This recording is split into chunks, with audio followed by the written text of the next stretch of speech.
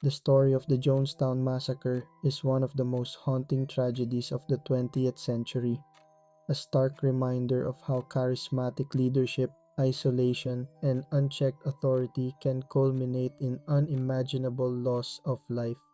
In the 1950s, Jim Jones founded the People's Temple, a religious movement that promised salvation, social equality, and a better world for its followers. Initially based in Indiana and later relocating to California, the movement attracted a diverse group of people, idealists, activists, and those seeking a sense of community and purpose. Jones preached a blend of progressive social ideals and radical communal living, qualities that resonated deeply with many disillusioned by mainstream society. Over time, however, his leadership became increasingly authoritarian and paranoid, sowing the seeds for the disaster that would follow. Amidst rising scrutiny and negative media attention in the United States, Jim Jones decided to move his congregation to a remote, self sustaining agricultural commune in Guyana, a South American nation then seen as politically stable and free from U.S. oversight.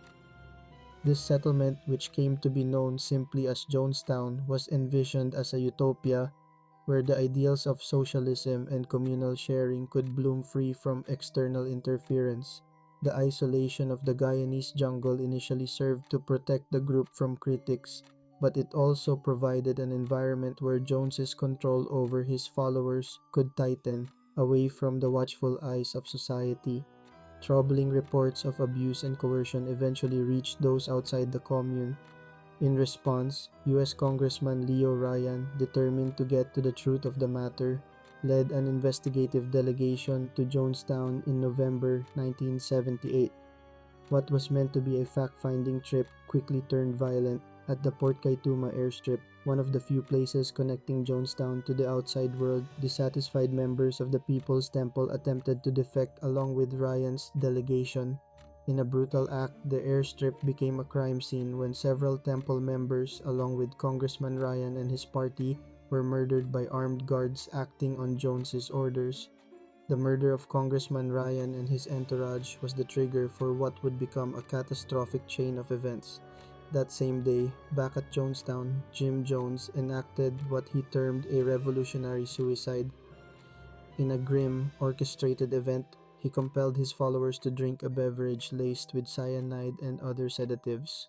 Many accounts suggest that some individuals were forced to ingest the poison or were injected with it by aides, leaving little room for dissent or escape. In the ensuing hours, more than 900 people, including men, women, and a significant number of children, lost their lives in what has come to be known as one of the largest mass losses of American civilian lives in a non-natural disaster.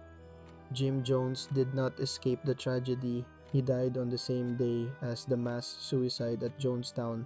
As the People's Temple members, numbering over 900, were persuaded or forced to drink a cyanide-laced beverage, Jones was also found dead from a gunshot wound, widely believed to be self-inflicted. There is little evidence to suggest that he had any separate fate after orchestrating and participating in the events of November 18, 1978. His death marked the grim conclusion of his leadership and the catastrophic collapse of his cult.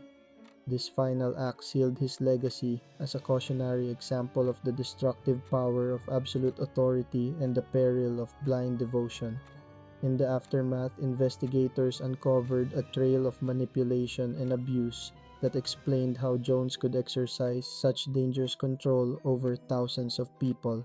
His death, occurring amid chaos and horror, left the survivors to grapple with the shock and the widespread impact of that fateful day, a day that forever altered the discourse around cults and charismatic leadership. If you're curious about